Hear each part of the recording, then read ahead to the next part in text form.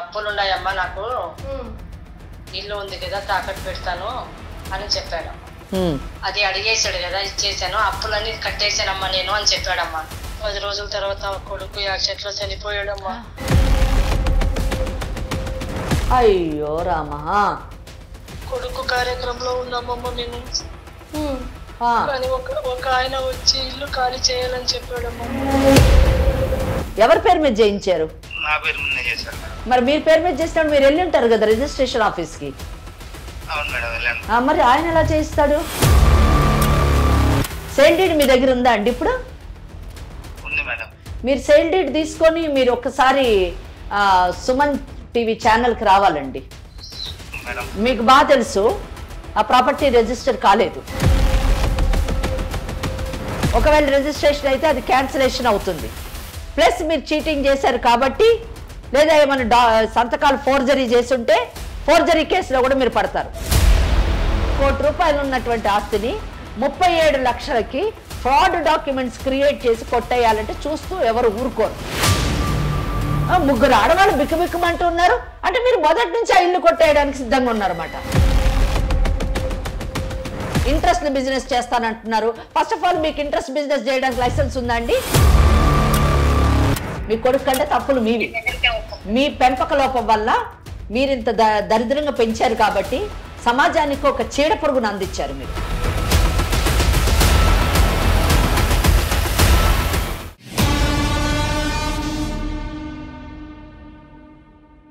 నమస్కారం, legal advice కార్యక్రమానికి స్వాగతం. నాతో పాటు అడ్వకేట్ వెంకటేశ్వరి గారు ఉన్నారు.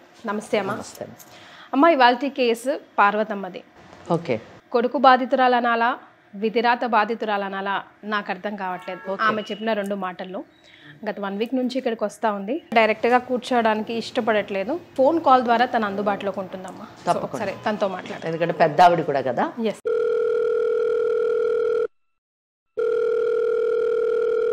హలో. హలో, ఎవరమ్మా? నమస్తే అండి, నేను లీగల్ అడ్వైస్ నుంచి కాల్ చేస్తున్నాను, సుమన్ టీవీ. మీరు మొన్న వచ్చారు కదమ్మా, వెంకటేశ్వర గారితో మాట్లాడాలన్నారు కదా. అవునమ్మా. రైట్. అమ్మ నాతో పాటు ఉన్నారు. ప్రాబ్లమ్ని క్లియర్గా డిస్కస్ చేయండి. మీ బాబుతో సమస్య అన్నారు. అవునమ్మా. ఏమైంది అమ్మా? నా పేరు పార్వతమ్మ. ఓకే.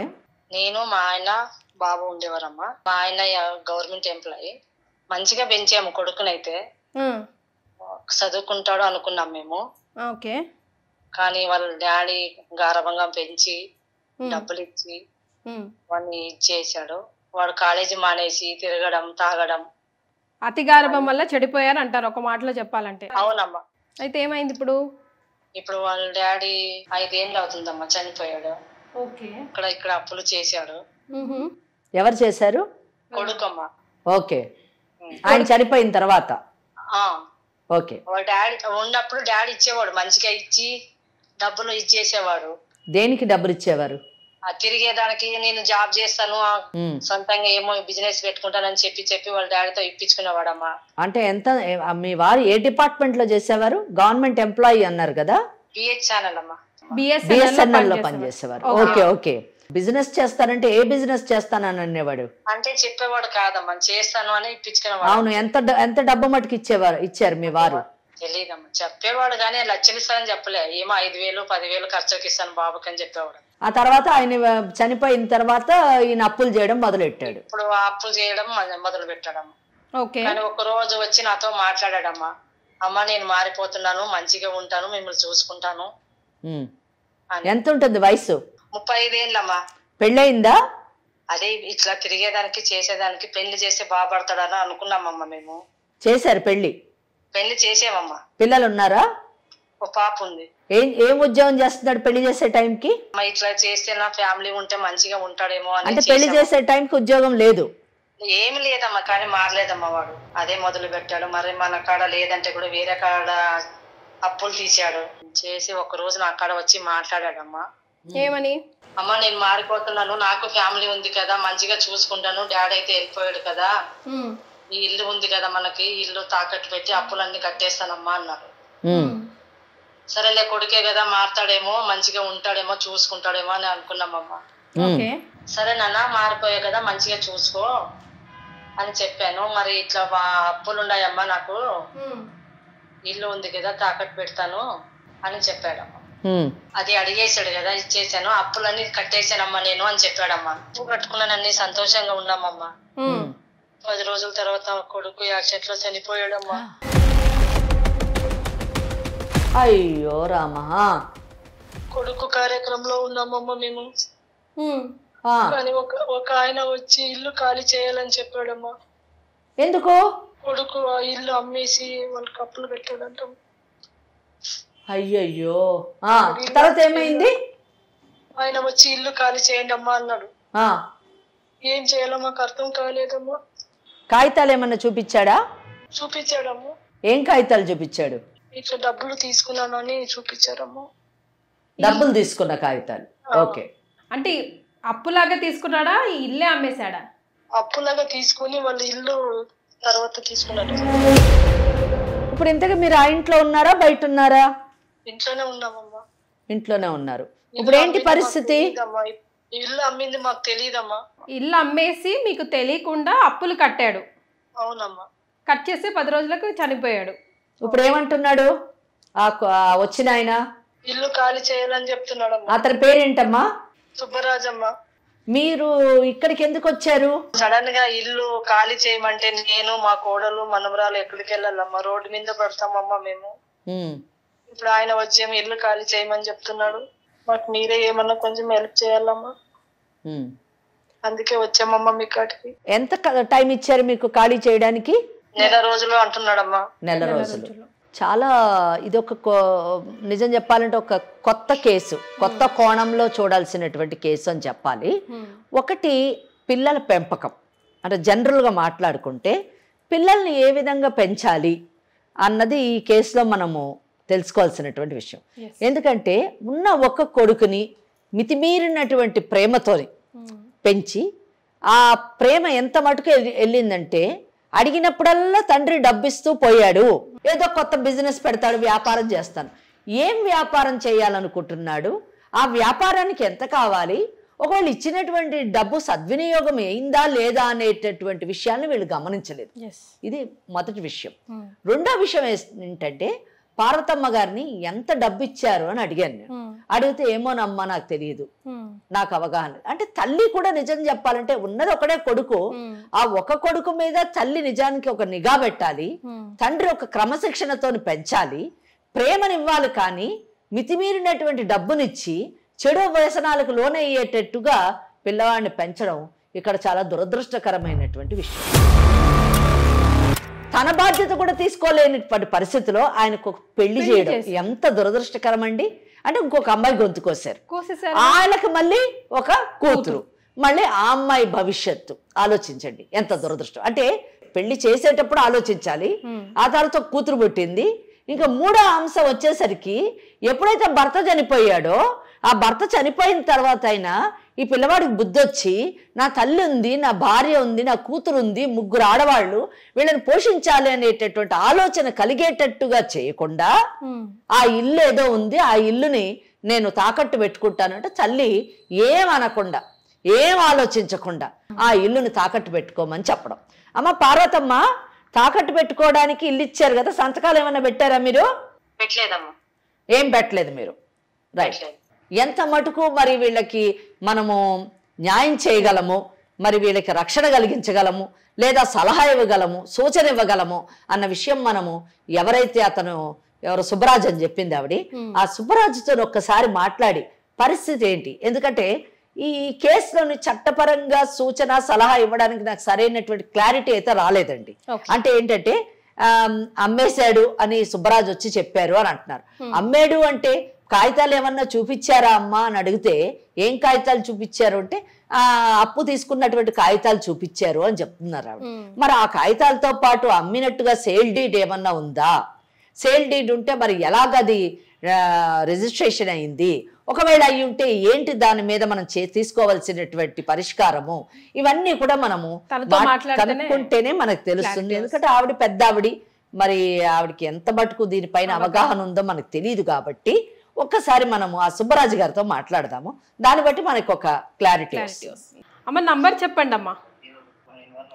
91 ఓకే 08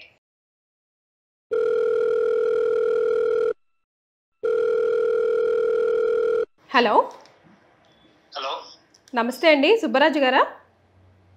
అవును మేడం. ఎవరండి? నేను సుమన్ టీవీ లీగల్ అడ్వైస్ నుంచి కాల్ చేస్తున్నాను. సుబ్బరాజు గారు, నాకెందుకు కాల్ చేశారు మేడం?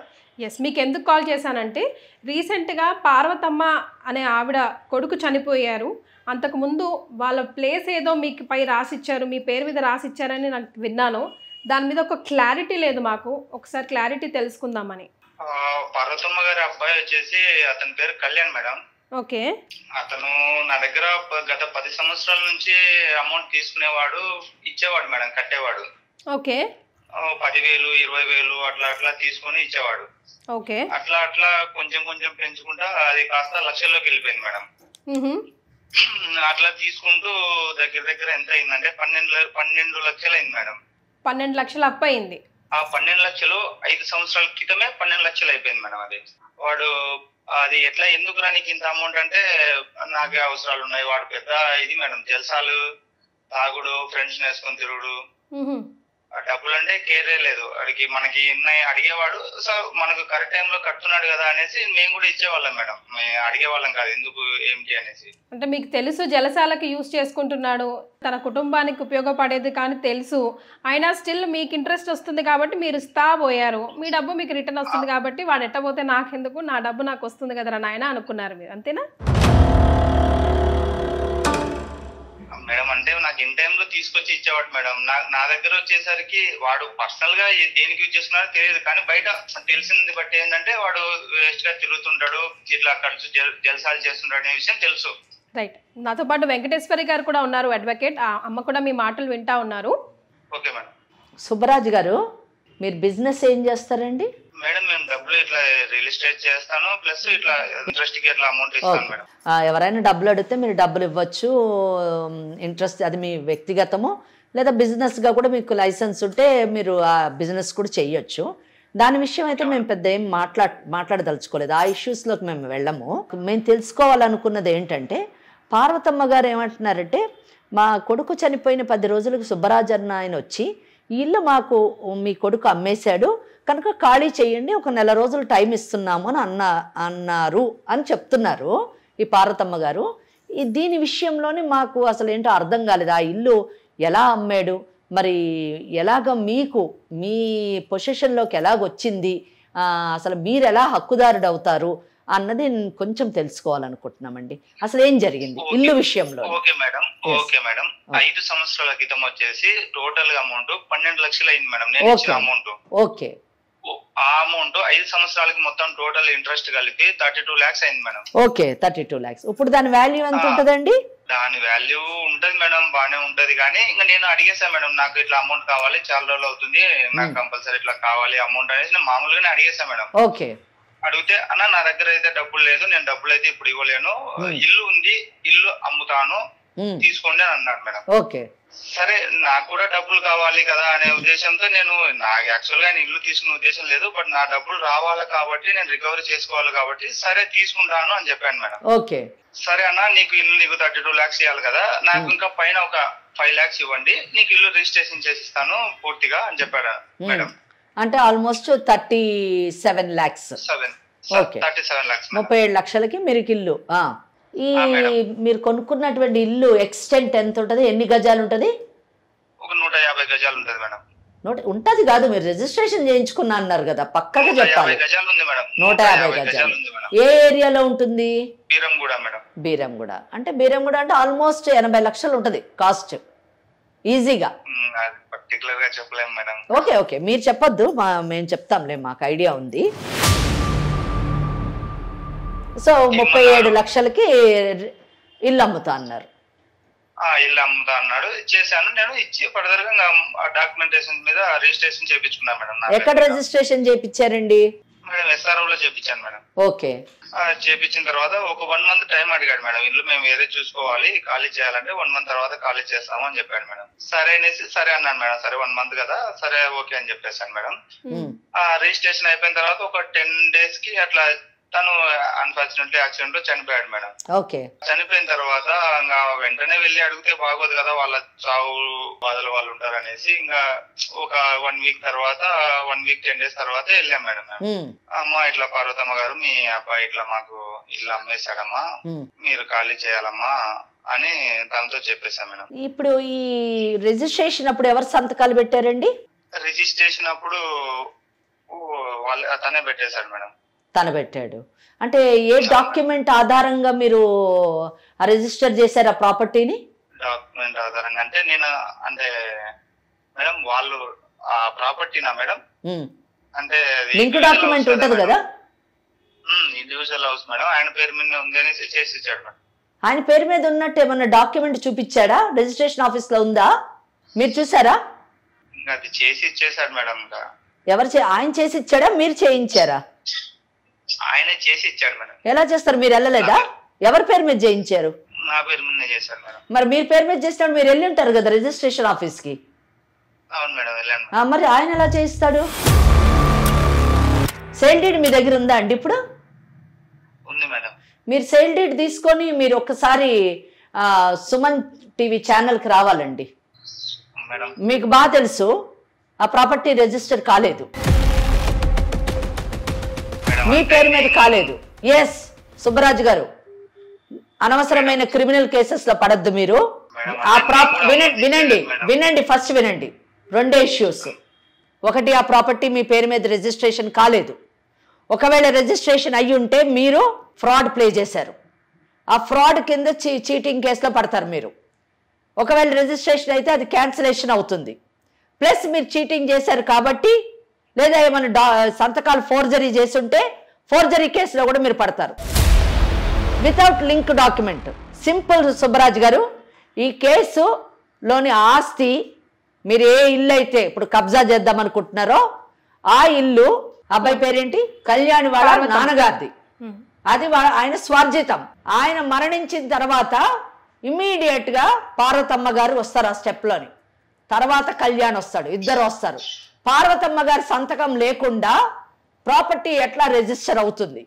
ఒకవేళ పార్వతమ్మ గారు లేకుండా ఆ ప్రాపర్టీ రిజిస్టర్ కావాలంటే పార్వతమ్మ గారు ముందు ఆ ప్రాపర్టీని కొడుకు పేరు మీద రాసేయాలి. ఐదర్ విల్ డీడ్ అన్న చేయాలి, సేల్ డీడ్ అన్న చేయాలి, లేదా గిఫ్ట్ డీడ్ అన్న చేయాలి. ఈ డాక్యుమెంట్, ఈ లింక్ డాక్యుమెంట్ మీద మాత్రమే మీకు రిజిస్ట్రేషన్ అవుతుంది. కనుక సంథింగ్ ఫ్రాడ్ ఇందులో జరిగింది. ఆ ఫ్రాడ్ ఏంటో మాకు తెలుసు. ఒకవేళ డాక్యుమెంట్ కానీ రిజిస్టర్ అయ్యి ఉంటే క్యాన్సిలేషన్కి పెట్టిస్తాం పార్వతమ్మ గారితోని. మీరు 80 లక్షలు, ఆల్మోస్ట్ 80 నుంచి ₹1,00,00,000 ఉన్నటువంటి ఆస్తిని 37 లక్షలకి ఫ్రాడ్ డాక్యుమెంట్స్ క్రియేట్ చేసి కొట్టేయాలంటే చూస్తూ ఎవరు ఊరుకోరు. నేను మర్యాదగా చెప్తున్నాను సుబ్బరాజు గారు, మీరు సుమన్ టీవీ ఛానల్కి రండి, డాక్యుమెంట్ తీసుకొని రండి. ఉంటే ఆ డాక్యుమెంట్లో ఏమి తప్పిదం జరిగిందో చూస్తాను నేను. లేదు డాక్యుమెంట్ లేకపోతే నిజాన్ని ఒప్పుకోండి, సెటిల్మెంట్ చేద్దాము. సెటిల్మెంట్ చేసి మీ అప్పే కదా కావాలి. మీ అప్పు 12 లక్షలు అన్నారు, 12 లక్షల నుంచి 32 లక్షలు ఇంట్రెస్ట్ చేశారు. కనుక ఆ డబ్బు అయితే వీళ్ళు తీర్చలేరు.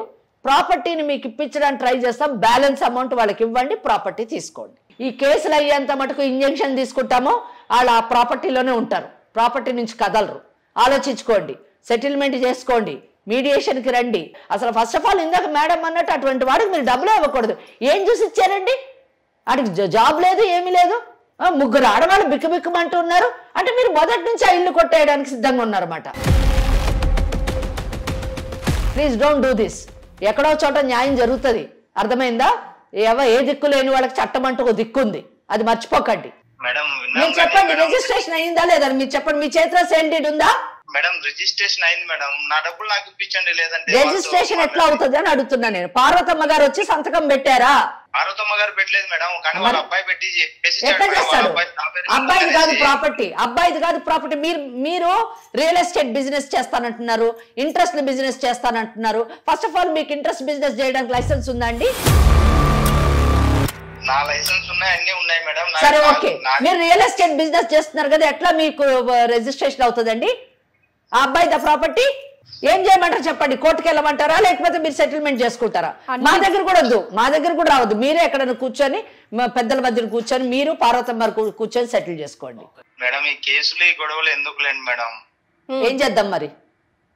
అదే మేడం మీ దగ్గరకు వచ్చి సెటిల్మెంట్ చేసుకుందాం అనుకుంటున్నాం మేడం. నా దగ్గరకు రాని అవసరం లేదు, కానీ మీరు సెటిల్మెంట్ ఎక్కడ కూర్చొని చేసుకున్నా పర్వాలేదు, కానీ రీజనబుల్ సెటిల్మెంట్ కావాలి.